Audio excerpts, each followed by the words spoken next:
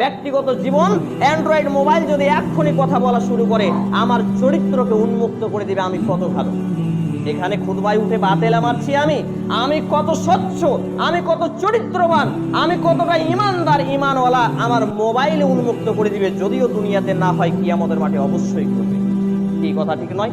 2 নম্বর কথা, আবার আমাদের পাপের পরিমাণে এত রয়েছে, পাপের যদি দুর্গন্ধ আল্লাহ সুবহানাহু ওয়া তাআলা দুনিয়ার জমিনে দিয়ে দেন, একটা মানুষ আর একটা মানুষ থেকে পূর্ব থেকে পশ্চিমের দূরত্ব যতটা, এত দূরে গিয়ে অবস্থান করলে পাপের দুর্গন্ধ সে পাবে, কিন্তু সেই সুযোগ আল্লাহ তাআলা আমাদেরকে রহমত দিয়ে ঢেকে রেখেছেন।